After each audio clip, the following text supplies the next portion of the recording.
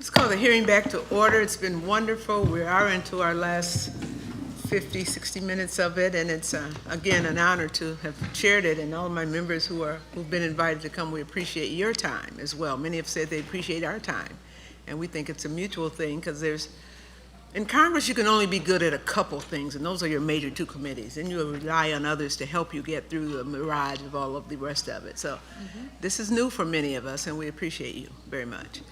We thought in this last hour or so that we go back to the panel first. If you have any other comments that you'd like to make, then the members will question, and then the members will have closing remarks. We'll try to make time for that, and if you'd like to make a closing remark as well, we'll do that. I'd like to start off with this session with one question for all of you, experienced men of this government and otherwise. Why do you believe today and 30, 40 years ago, the military primarily has suppressed the whole idea of what might be unidentified flying objects or extraterrestrial? And we can start anywhere, but why do you think they've done that? Never mentioned it again, act like it never happened, it didn't really happen, those kinds of things. Is there something we ought to know there? Anybody got a comment on that? Sure. First of all, I think it's the technology factor. If they do have tangible objects in hand and have learned some technology, that is a very valuable stuff. That we don't have. Technology that we don't currently have. That they have recovered, yes. Oh, that they've recovered of ours. If they have recovered UFO technology, that is very valuable stuff, and that's worth keeping a secret. The other thing is, if they were to let the general public know that they have no control over these objects, that they chase them and can't catch them, that's something they don't want the public to really know. Those are very good. The first being that our country may have acquired some new technology that we learned from them and are now. I have no idea. Was that your first point? Was your point That was something my like first that? point, if they have recovered technology. Okay, all right. And That the is second one point? reason for keeping a secret. Yes, The other one is they wouldn't want the public to know that they have no control over these objects, these objects that are seemingly controlled by some kind of intelligence. And why would they not want the public to know that we don't know what's there, or that they might be superior? They're afraid we'd panic. Mr. Scott? They're afraid that we would panic. We as a people, we as a country? As a country, as the world, they're afraid that Western civilization would collapse. Western religion would collapse. Your mind can go crazy on thinking the worst thing, and if you say, well, let's bring a one world government into this for a defense, well, that could prove to be a one world dictatorship also. So I can understand why the military and intelligence is keeping a lid on this until they might feel safe to let the cat out of the bag, but it's going to happen anyway. Yeah, and those are very good points, both of those. I'm with Mrs. Hollis, and I'm going to come to you, Mr. Dolan. Okay, I'll state the obvious as regards to my case, and that is these objects know in great detail how our missiles operate. They know ours, but we don't know theirs. That's right, and they can shut down our missiles at any time. They have proven that. They know in great detail how they operate, and so if you release that information to the public, what do you say then about what kind of defense do we have against these things? So. Anyone else? Yes, sir. Well, Captain? they could shut our missiles down until we put EMF filters on our missiles in the early 70s. And by 76, they couldn't shut them down because, in my opinion, of the EMF filters and some of the documentation that Robert Salas got unsealed, I looked at and found, in fact, in 68, after studying his shutdowns, they were looking at EMF as a problem. And I do distinctly remember our missiles being pulled offline one at a time before our incident happened, and asked one of the members of the security maintenance teams, and they let it out of the bag that it was an EMF filter, and then they got shushed for it. And I also accompanied a nuclear warhead. Our crew duty, additional duty would be to do that on a convoy where we took a nuclear warhead out to a missile site to be replaced, to swap it out. So in my opinion, that EMF filters caused a problem to these entities until they worked around that by the time in 2010 at Giant Wyoming. I don't want to disagree with Mr. Festermacher, but I would like to point out that about the incident that I just mentioned in 2010. The jury's still out as to whether or not that was a UFO incident where 50 nuclear missiles were shut down while objects were seen overhead. But I certainly agree that after our incident in the early days, electromagnetic pulse or electromagnetic force was considered a possible cause for the shutdowns, and the Air Force did have an active program to improve the EMP protection. Mr. Dolan? Yes, I think the answers of technology and panic are probably top of the list. Certainly, if even one artifact of a UFO were ever recovered, and those who've studied this matter in detail most believe that that is the case, one can easily see why that would be of paramount interest to keep from other parties that you don't want to have that technology. So the only way to do that for sure is to deny that there's a phenomenon that exists whatsoever. But we actually know from the declassified literature that even as early as 1947, there were wind tunnel tests of disc-shaped airframes that were being conducted at Wright Field in Dayton, Ohio. And these were explicitly based on UFO sightings. We have a document from October 1947, authored by Colonel Wentworth, I believe, in which he references to this. So the obvious connection between UFO sightings alone and technological development is right there from the beginning. But the idea of panic is the worst, because what we find in many cases is that panic can escalate very quickly. 30 years ago in the lower New York State, Hudson Valley, for about 3-4 years, there were a series of unbelievably incredible sightings by thousands of people. This got the attention very quickly of national media. By 1984, the FAA quickly and clearly had, what could they literally say to the world? Yes, there's these enormous boomerang-shaped objects flying over the Taconic Parkway, but don't worry, even though we don't know who they are, we don't think they're here to eat us. I mean, there's nothing that you could say, literally to the public, that would assuage their fears. In 1997, over Phoenix, we have the incident of the famous Phoenix Lights, in which Governor Fife Symington, at a press conference a few days later, brought out a big guy in an alien costume and basically threw cold water over the whole thing, ridiculed it. 10 years later, Governor Symington, at this national press conference in 2007, said, not only did we have to do that to prevent public panic, which was in danger of escalating greatly at that moment, but I myself saw the object in question, and it was unbelievable, and he offered his strong opinion, he's an experienced pilot, by the way, that this was not anything from our civilization. I've had an opportunity to visit 3 or 4 aircraft carriers that 100 or more planes can fly off of in my defense experience. And the young men and women on ship who, nuclear submarines, I might ask, aircraft carriers as well as nuclear submarines. I've seen the nukes lined up on the submarine, I don't know, 50, 100 deep look like, in rows. We are supposedly the defense country of the world. If there's something in our atmosphere or in the world that may question that, it seems to me, this member, that we need to take a look at it. If they wanted to blow us up, seems like they'd have done it 20, 30, 40 years ago. Maybe they want to coexist. But to not even begin to, whatever, you guys got more intelligence than I have. It's just the wrong way. I mean, there won't be a world. Who wants that?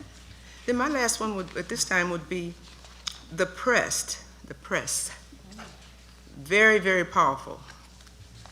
Do any of you know of any occasions where the press might have been, I don't know, caused to go one way or the other, positive or make joke of it or all? Captain Salas? Thank you, Ms. Kilpatrick. In 2004, I was contacted by the Peter Jennings group, who's putting together a UFO special, and flown to Dallas, Texas for about 2 or 3 days.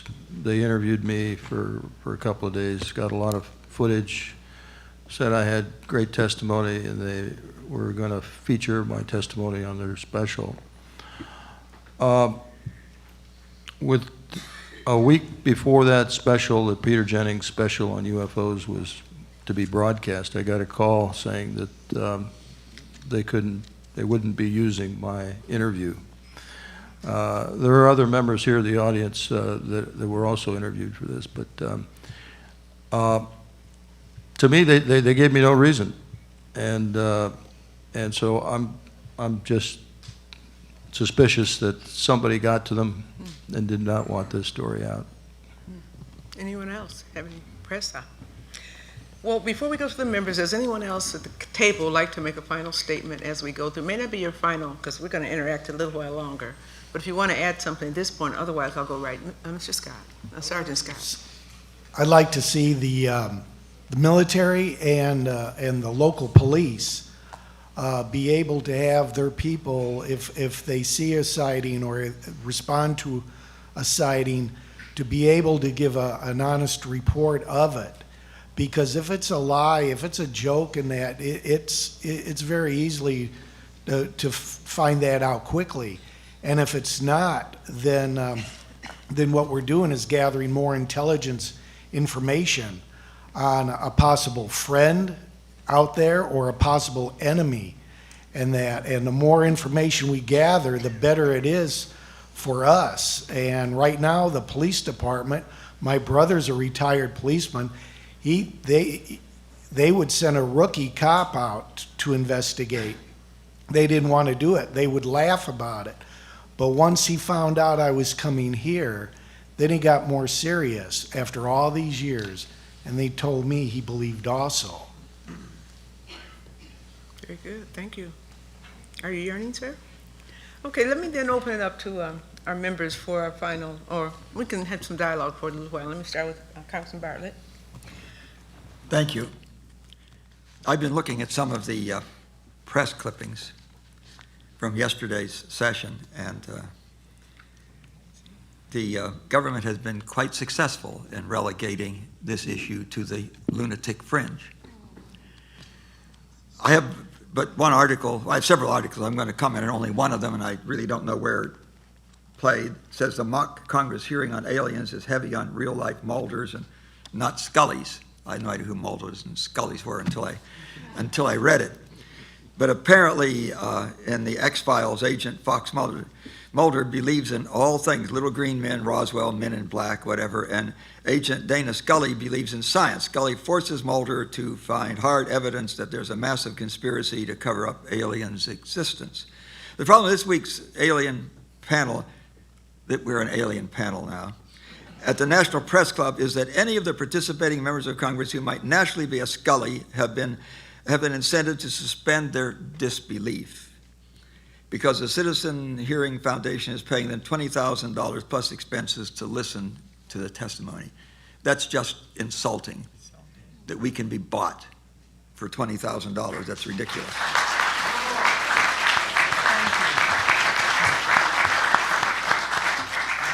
Goes on to say the panelists, and they mentioned the panelists, and I'm one of the panelists, and former member Roscoe Bartlett.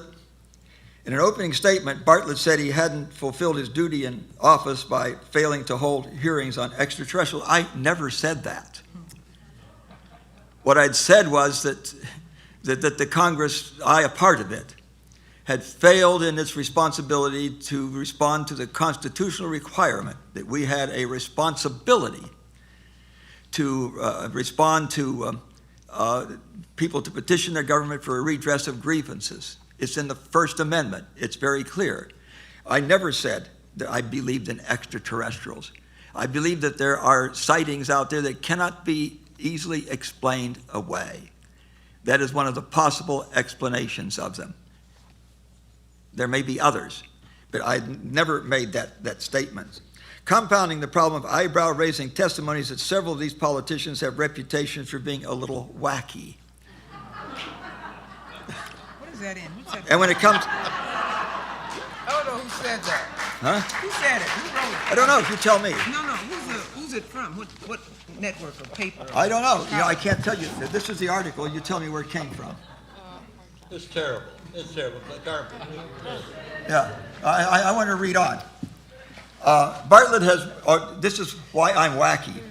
Bartlett is warned of the dangers of an electromagnetic pulse, a theoretical nuclear blast in space that would fry electrical circuits and kill the internet. This is not theoretical. We did precisely that in 1962 over Johnston Island. It's called Starfish Prime, and it shut down we didn't have any electronics in '62. It shut down electrical equipment in Hawaii 800 miles away. The Congress set up an EMP commission. It functioned for 8 years, for 4 Congresses. It was chaired by Dr. Bill Graham, the science advisor to President Reagan. Johnny Foster was on it, the father of most of our nuclear weapons. Dr. Joan Woodard was on it. She is the deputy director at Sandia Labs. And Dr. Lowell Wood from Lawrence Livermore was on it. This is the person that Tom Clancy told me, in his view, was the smartest man hired by the U.S. government. That commission functioned for 8 years. As a result of their functioning, the Pentagon has set up a permanent commission, a permanent panel, task force on EMP. John Kyle has made a statement that says that this is one of the few, as a matter of fact, I think it's the only event I know of that could end us as a sovereign nation. You can read his comment on that. You know, I'm just insulted that the press does this. You know, these statements have no basis in reality. And I want to point out something else, how successful they've been. Here is a fact sheet that is put out by the Air Force. And it's about unidentified flying objects in Air Force Project Blue Book. They did everything they could to debunk 618 sightings, but 701 of them, they could not find any way to rationalize it away. That's a pretty large number. And then they make 2 statements. You know, one thing they say is that there was never any indication of threat to our national security. Then why in heck the classification, the secret classification, if there's no threat to our security? Those 2 things are just mutually exclusive, aren't they? You can't say one and then not and say the other. They said there was no evidence submitted to or discovered by the Air Force that sightings categorized as unidentified represented technology developments or principles beyond the range of modern scientific knowledge. It reminds me of Goebbels in his statement, just say it often enough, no matter how big the lie, and people will soon believe it.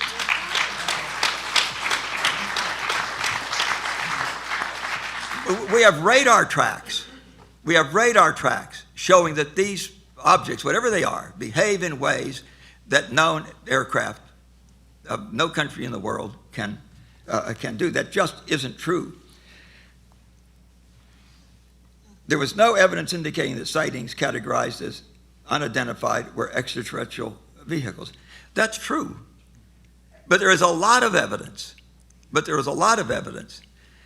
they couldn't be anything that is publicized by either our country or by Russia or by China. China is now entering as a player in this domain.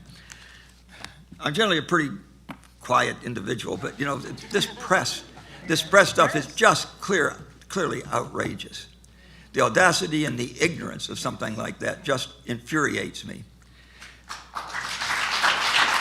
Thank you, Congressman. Thank you.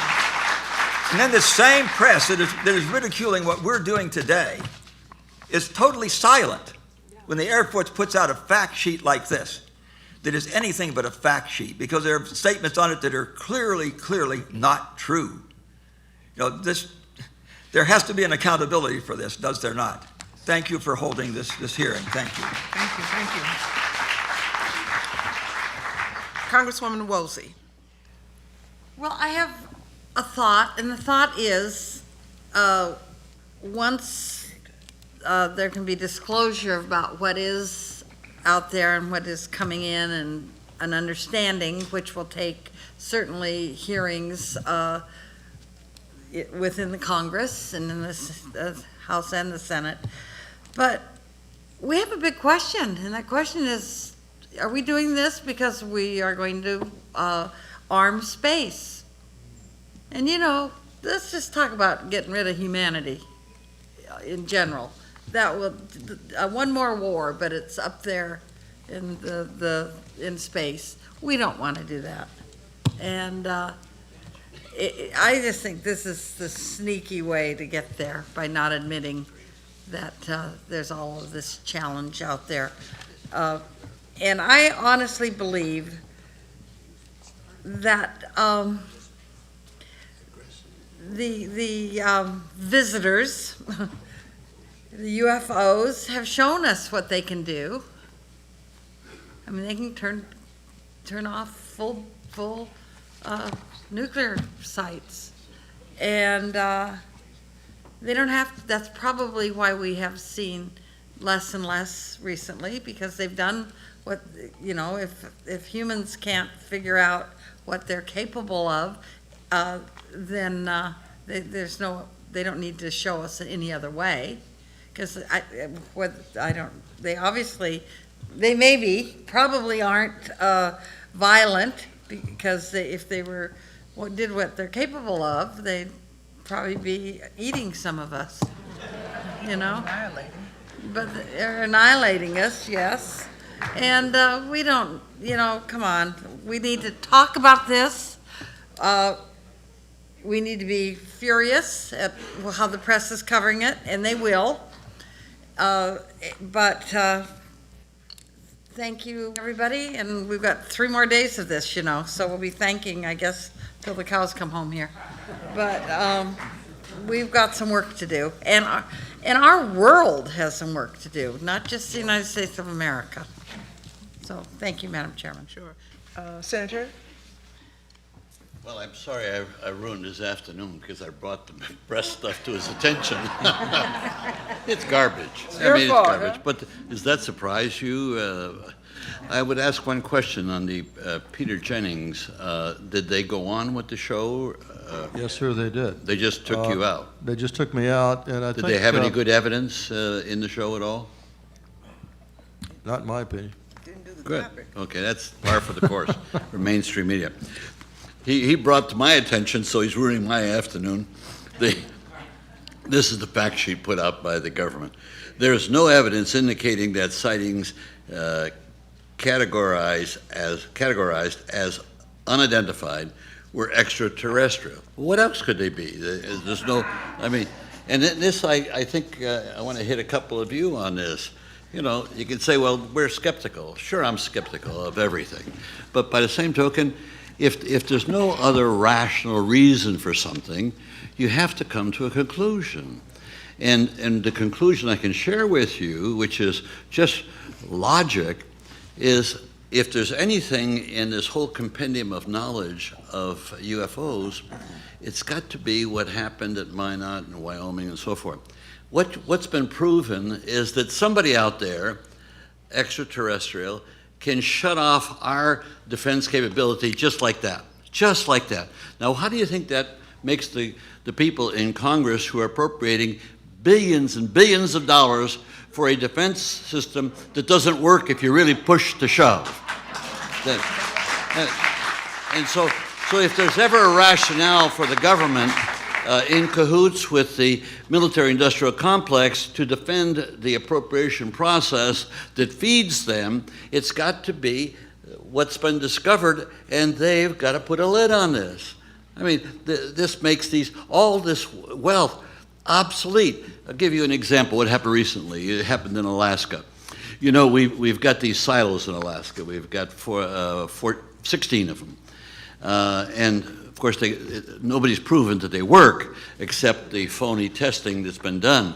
Now, as soon as we had this craze with North Korea, what happened? They appropriated money for another 14 silos. That will make 13 silos to go after North Korea. And I don't know if any of you know the defense concept.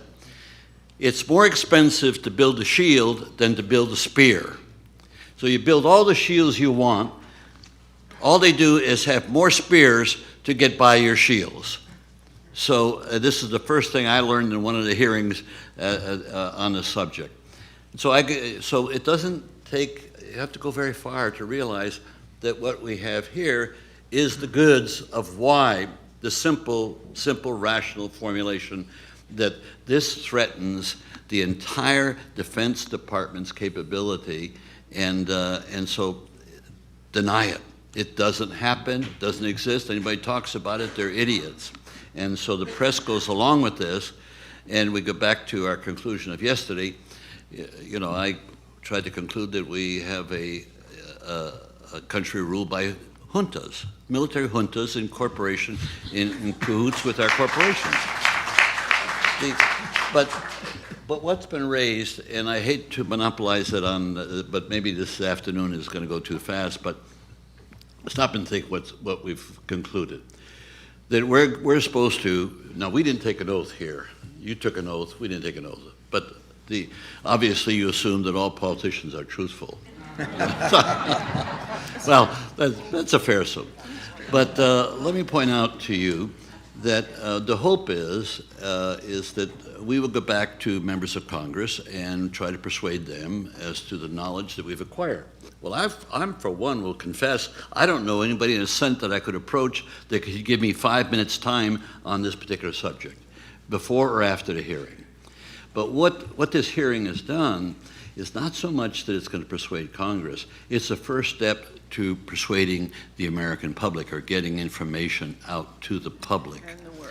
And that's where I think the great benefit and the contribution made with this hearing. But I just want to add one thing, and I'll follow through on it tomorrow or the day after, and that is, it's fine. We can educate the public, but does the public have any power to act on this new knowledge that they have? I don't see that. All they can do on election day is vote for people like us, who when we're there, don't pay attention to this. This is the problem we have. So I leave it at that. I was going to ask about the $20,000. They're complaining about $20,000. You know, this is 5 days, 8 hours for 5 days. You know, when the likes of these pundits go out and speak, they get $30,000 for an hour. They get $100,000 for an hour and a half.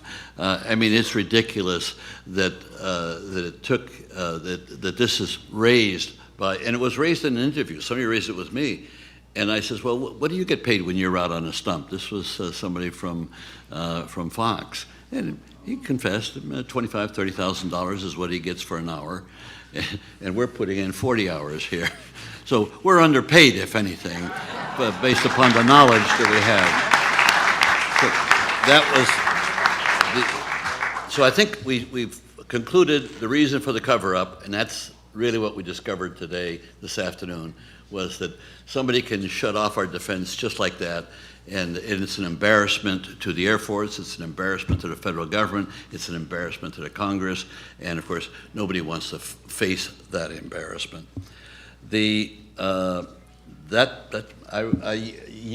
I reserve the balance of my time in case I want to come back. That's right, that's right. Thank you, Senator, very Thank much. Congresswoman Hooley? Yes, thank you, Madam Chair. First of all, I'd like to thank our panel. You have been terrific. And anyone that wants to jump in and answer this question is, I'm originally from North Dakota. I'm very familiar with Minot. So I have a problem with understanding why anyone would go to Minot, but I'm sorry, that's not a good thing. I love you, North Dakota. But what if wherever they come from, somebody is in Minot shutting off the missiles? Why? I mean, is that to show us that they can do that? Is that, why would you do that? Can I try that?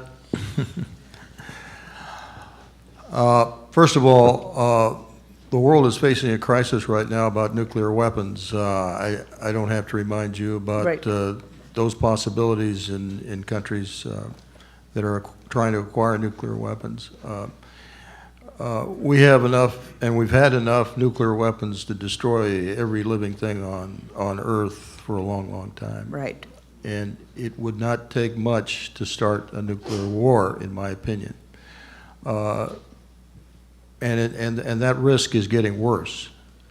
So I do believe that, and I think they are extraterrestrial, and this is just my opinion, that they are here to at least point to the fact that we are on the verge of annihilation, of suicide, if you will, our own civilization. And they would like to see us get rid of these weapons. And that's the message I got from my incident. That's my own conclusion, Okay. that this was strictly a message. Get rid of your weapons. Get rid of those nuclear weapons. They are not weapons of war, by the way. They're weapons of mass destruction. Right. They would never be used in a real war because it would just be a complete suicide for civilization, like I said. Anyone else want to jump in? Yes. Sergeant Scott? Yeah, in June of 2001, President Bush came on scene on ABC News, and it was carried throughout the networks and in Popular Mechanics magazine. He had with him a general from the Air Force, and he was announcing that the general was going to be the head of a new military force called the Space Force. And they were going to build this force and also put a military base on the moon. Now, nobody questioned him on why, what was the purpose for that. But then September 11th comes around, the terrorist attack comes, this general is posted as the chairman of the Joint Chiefs of Staff, and the Space Force never comes about.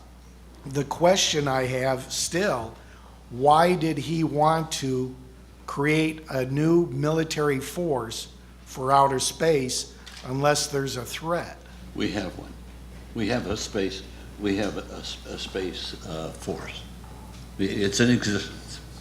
And it's been written about extensively. It's there. Good. All right. Some acknowledge it and some don't, but your point's well taken, Sergeant. Black Ops? Black Ops is real. Well, Yeah, I know. you want me to answer that? No? No, I won't. No. No. Let me go to I'm sorry. He jumped in. Right, I'm sorry. You're absolutely right. Continue. It's your time, Congresswoman. I'd like to hear from you. I just said that what he's talking about is Black Ops. And I don't doubt that, but I'm concerned that they're trying to tell us. I don't quite totally agree with Bob, but I do agree with him. That's okay. I think they're at least trying to tell us that pay attention. You know, we have the power to do this. Be careful. You know, and one of my, I've got scenarios in my mind I've thought about this an awful lot. And one of my scenarios is perhaps, in fact, they've communicated with the leaders of the world and said, back off from this stuff, or else you're going to annihilate yourself. And maybe that's why we cut back some of our missiles.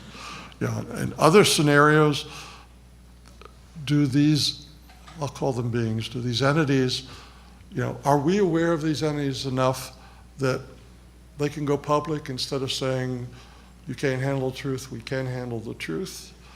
And going public with an innocuous thing like harmless beings that are visiting us just to keep in touch and everything's fine, or do they consider us a species like we consider apes a species, or dolphins, or perhaps rodents, or perhaps insects? You know, so that sort of thing I don't want to know about. If it's just the fact that they're visiting and they're trying to tell us to watch out for nuclears, they can come forward with that. The government should come forward to let us know, to ease our minds a bit. However, if it's the other scenarios, I just want them to come forward and lie to us and tell us the entities are nice beings and they just want to warn us about nuclear. I can't handle that truth, that we're insects to these people, these beings. So. Thank you so much. Yes. David? You've asked us to speculate. I don't know. You probably don't know. No, I don't. But these missiles being shut down, Captain Salas described 2 flights that he's aware of.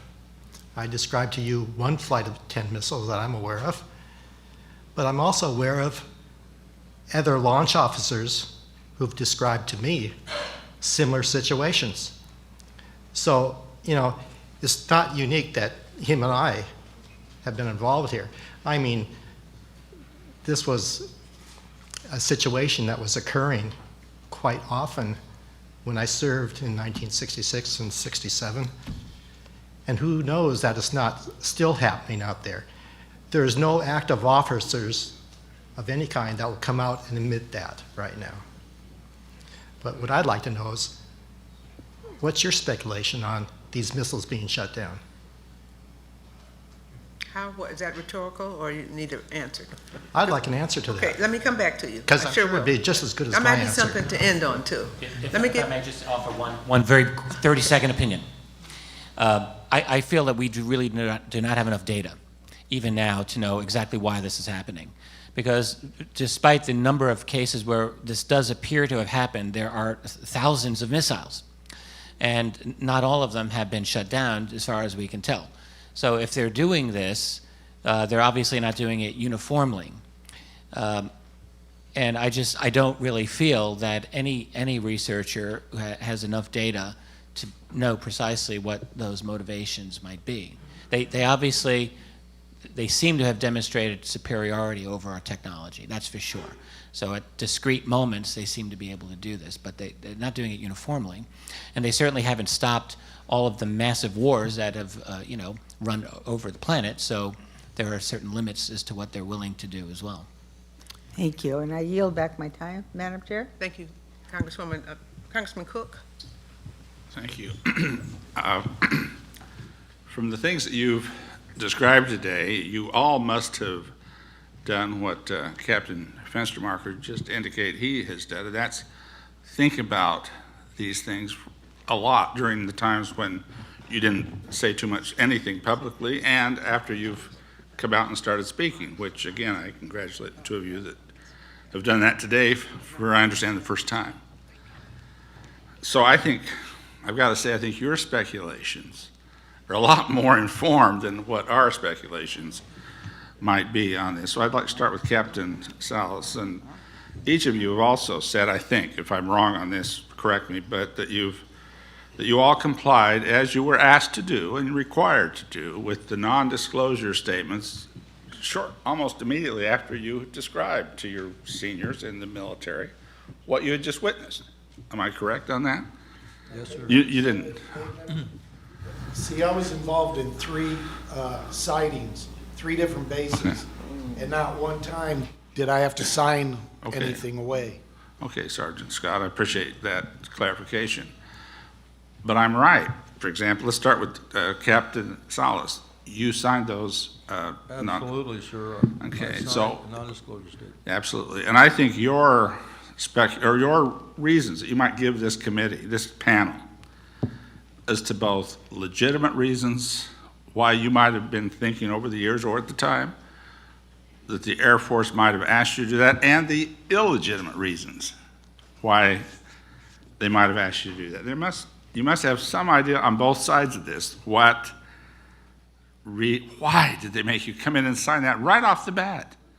I mean, and why were you then here, the whole culture was, don't talk about it or you're going to be in trouble. What were the legitimate reasons for that, if any, or illegitimate reasons for that, if any? I think I discovered the main reason, and that is this on? Okay. That the Conant investigation was ongoing at the time. Okay. And the idea of the Conant investigation basically was to give the Air Force a way out of investigating UFOs. And if they had allowed me to speak to the Conant investigator about my incident, and Mr. Fiegel and Mr. Mywald and Mr. Carlson, they would have discovered that this was really a serious problem. And so that, I think, was the primary reason they were so anxious to get us to sign these non-disclosure statements at the time. But that can also be very illegitimate, am I right? I'm talking about from the Air Force's standpoint. Well, if What I mean if is they I were can honest, see- if they were honest about this, Yeah, now, that what would have should been they have done? illegitimate. And my question is, what should they have done, and what should we start insisting the Air Force do? They should have been honest about it. I They should have couldn't been agree more with straightforward honesty. about it and let the people handle it. This belongs with the people. The people should decide something of this import and not a small group of individuals in and out of government, which is what is going on right now. There is a small group of individuals inside government and outside government that are controlling this phenomenon. They're controlling the technology, they're controlling what's said about it, they're spreading disinformation about it, they are controlling the press, I think. And that's how they're keeping the ridicule factor going. Well, 1967 or 66, during your experience, that's 45 years ago, 46 years ago. Yes, sir. Why aren't they releasing some of these statements by now, if you have any reasons for it? I mean, I just want to, I want to understand this as best I can. There's no way to pry open a can unless you have the right tools to pry it open with. If you just want my opinion, I'll be glad to. Yes, well, that's what I'm asking. I just give want to you know an anybody opinion. else's opinion if you have one. I do think it's about power and greed. It is not about concern for public safety. That window passed a long time ago. But right now, because they have discovered so much about how of the technology and many other things regarding to this phenomenon, including paranormal subjects like telepathic thought, things like that, which are part of this phenomenon. We didn't talk about it, but it is part of the phenomenon. And the abductions that are going on, another part of this phenomenon. This is such a complex thing that these secrets are so powerful that the men controlling this, men and women that are controlling this, I think the main motivation is power and greed. Captain Fenstermacher, we're going to ask you this then. You made the comments about the filters, and I don't know all the technical terms, but I was quite interested. The timing of those filters coming on to protect nuclear installations, and that was in the 70s, you say? Well, 74, 75. I would ask Captain Schindel and Captain Solison, isn't it likely or not that what you said to them, they believed you because they started building technologies to protect against the very thing you were witnessing about. Am I right on that? Well, sir, as Mr. Bartlett pointed out, it was well known that nuclear explosions produce electromagnetic pulse.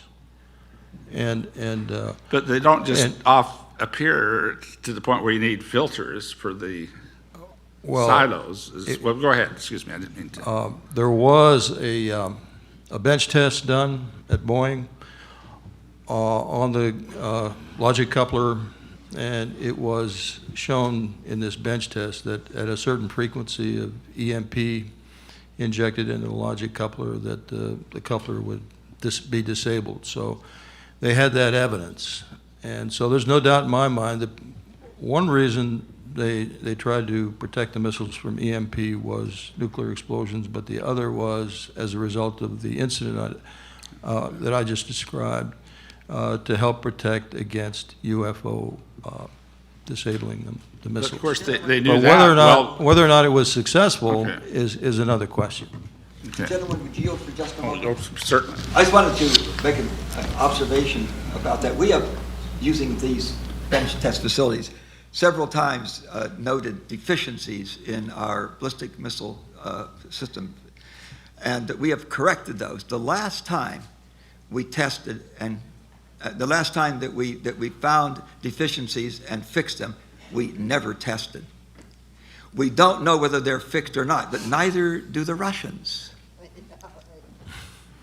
And so there's that big question, and that's how we left it. They aren't so sure about what they'll work. We aren't dead sure they will work, but if there's any question about whether they will work or not, the mad philosophy still is operative, isn't it?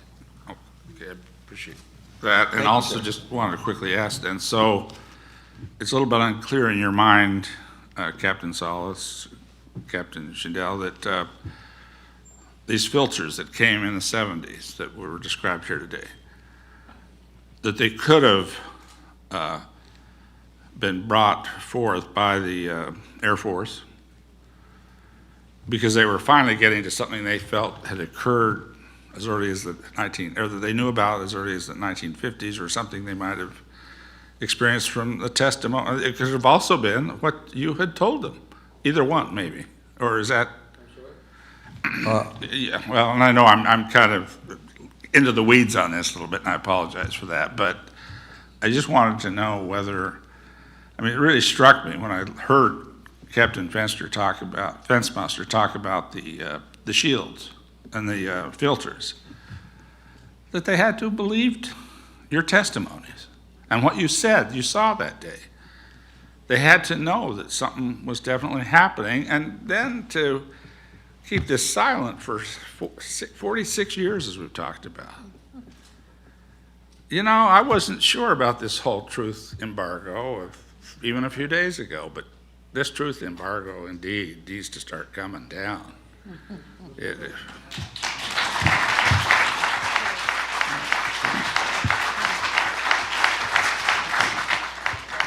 That Bob Salas had released was very lengthy, really with 3 sub-documents, and I spent a lot of time scanning it, and in fact, there was a little piece about UFOs. What it was a technical explanation of all the echo sites and what happened at each of the sites in the first document. And there was a little piece about UFOs, and it said, the rumor of any UFO creating this is disapproved, disowned, I think was the word. Disproven. The rumor was disproven. Now, I don't know how you disprove a rumor. Yeah. But at the very end document, it was the 68 document where they talked about they were concerned with how EMF affected it, and that Boeing was going to work on the EMF problem. And I think what we installed was result of his Echo and Oscar flight, and not his testimony, because it didn't happen.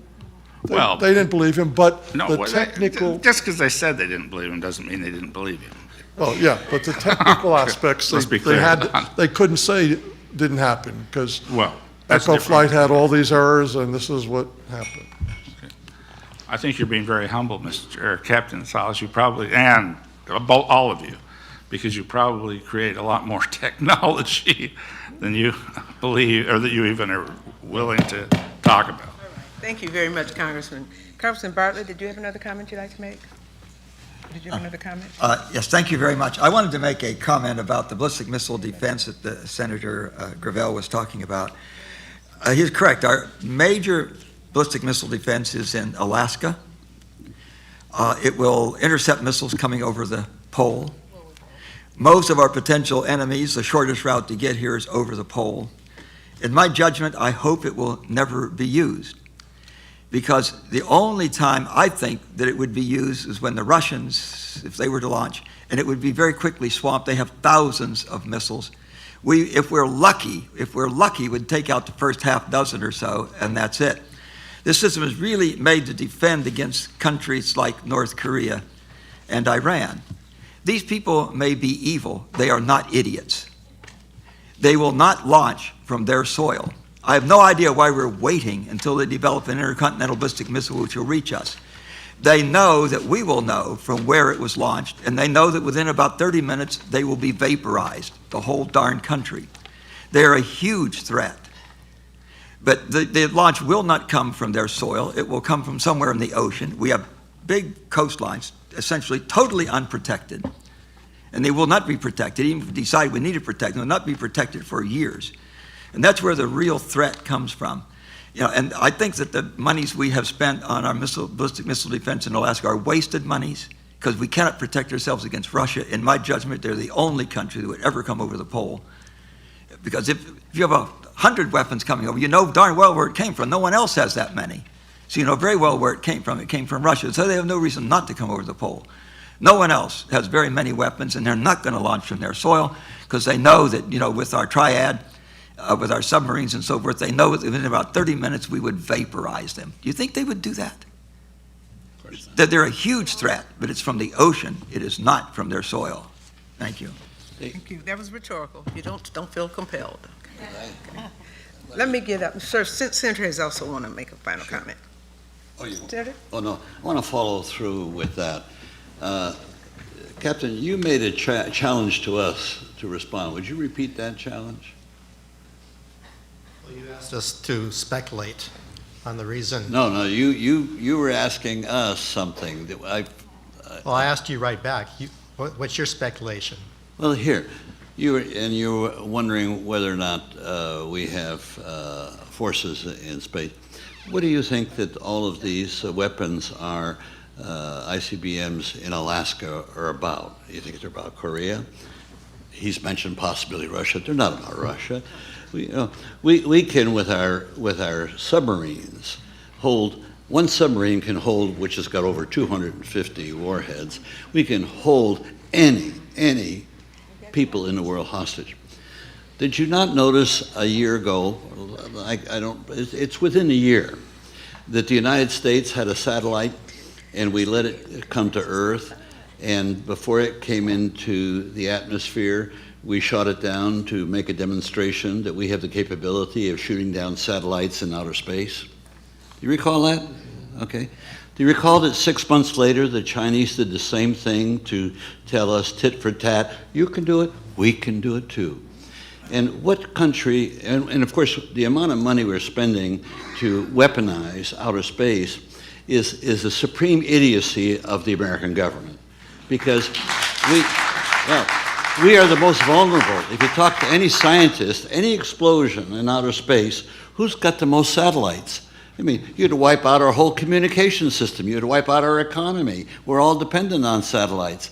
So this is the kind of leadership and the appropriations that go forward in this idiocy. And now when you talk about, you get a president of the United States when we cut back, 100 nukes, and the Russians cut back 100 nukes, and we're breaking each other's arms, patting each other on the back. Think of the insanity of targeting Russia and China today. Our banker is China.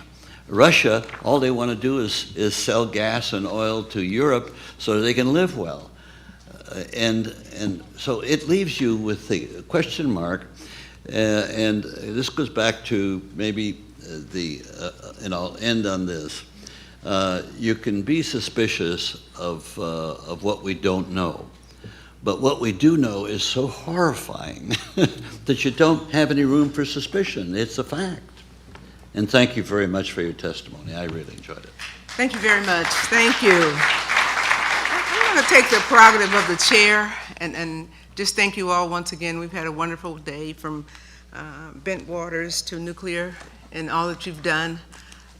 Tomorrow promises to be the day 3 with Roswell and others we are anticipating. we have thoroughly enjoyed you as presenters, as an audience on the subject. I don't think we can solve it all tonight. You guys are light years ahead of most of us on it. But do know that you have our ear and that we look forward to working with you. Just know that your written testimony will become part of our permanent document, and this committee is adjourned.